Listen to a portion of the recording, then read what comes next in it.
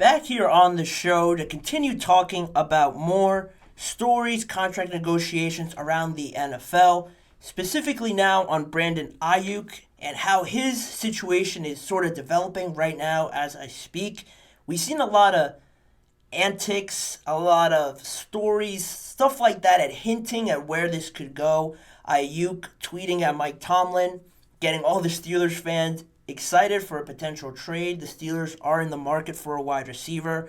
The Instagram story he posted after John Lynch spoke on the contract negotiations very positively, but if you saw his story, you would think the opposite, and him calling out John Lynch in that story, however you want to interpret it, there was that.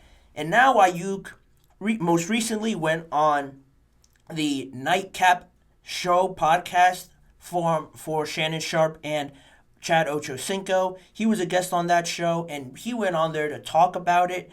He is on the final year of his contract this year, 2024, and they asked him about it, what was going on with it, to which he said, "I'm trying to get what I deserve. I feel like this season playing football, I figured out who I was as a person and a player, what I bring to the table, what I bring to the locker room, what I bring to the organization."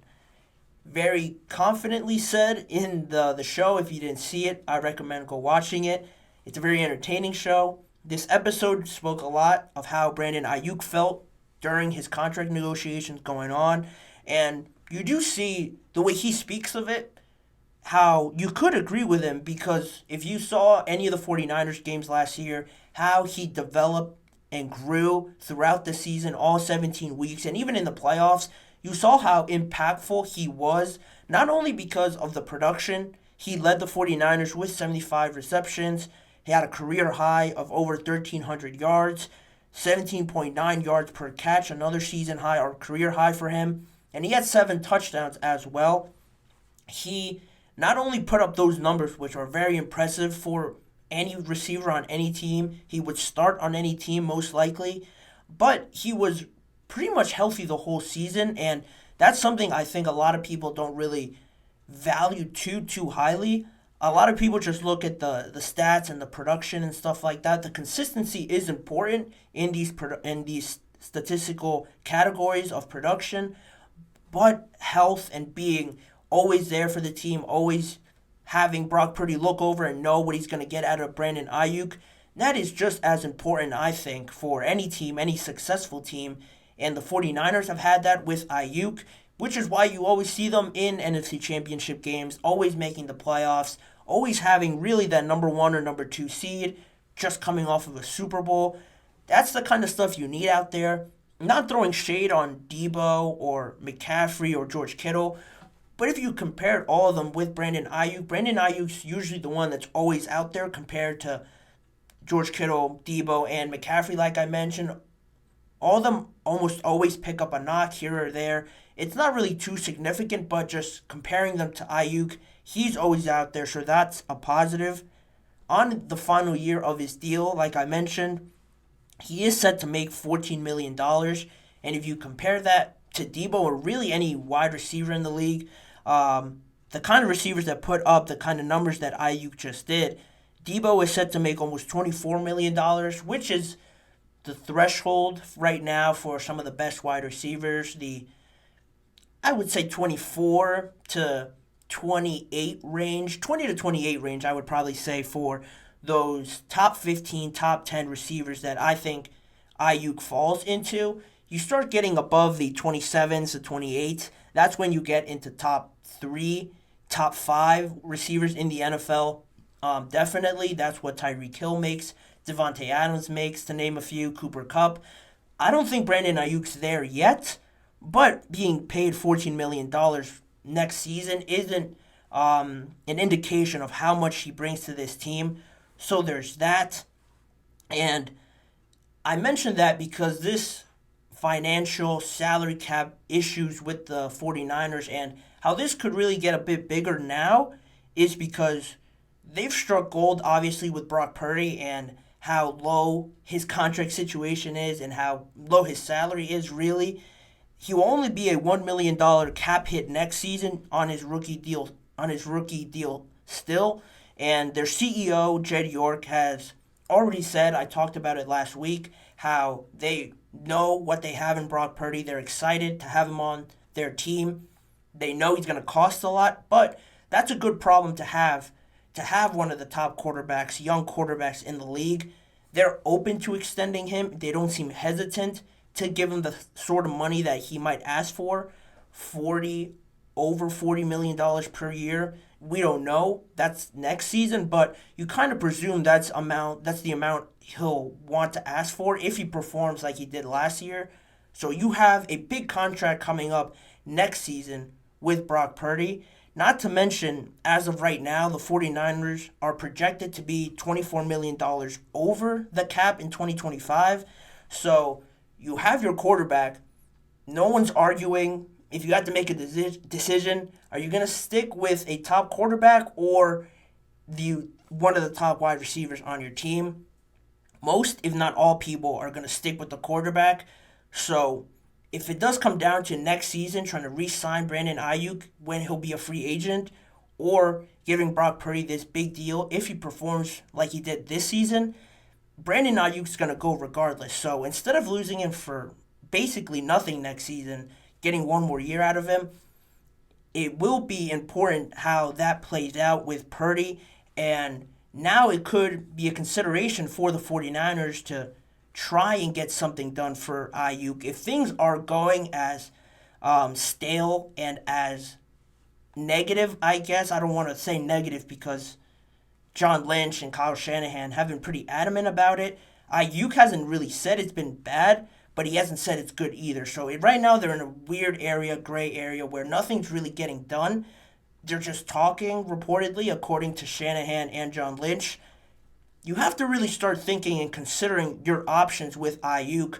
Right now, selling him high when his market value is at an all-time high just based on the season, like I mentioned, that he had, and the sort of situations you're going to be in next season with Brock Purdy. I don't know any of the other contracts that they might have due, but they're already over the cap, and regardless, they're going to have some free agents. I'm sure they're going to have some significant player on the last year of their deal or trying to restructure something. You don't want to add on Brandon Aiyuk and trying to add him or re-sign him and potentially losing him for nothing. So right now, I think it's sort of trending in a way where the 49ers will stay on their stance and say, yeah, we're going to negotiate with them. It's going well. It's not going bad, so we're just going to keep talking.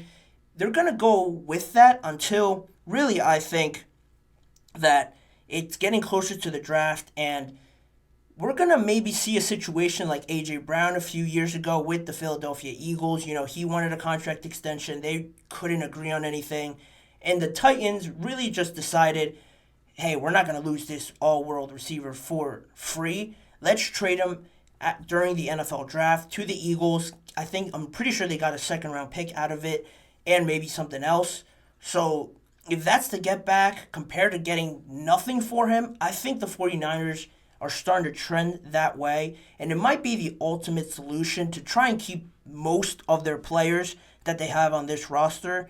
Like I mentioned, I don't know how many or how significant the players they will have next offseason be free agents, but you'd rather have more money to distribute to a lot players than paying Aiyuk right now, something that you might not be comfortable with, then having to pay Brock Purdy next offseason. Then you're really in a cap deficit and you don't have money to pay the rest of the players that you might have as free agents or trying to get contract extensions as well.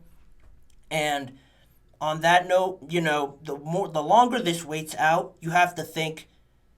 I mentioned other wide receivers that need extensions: Justin Jefferson, CeeDee Lamb. Most people will have them above Brandon Aiyuk in terms of wide receiver rankings, hierarchy in the league.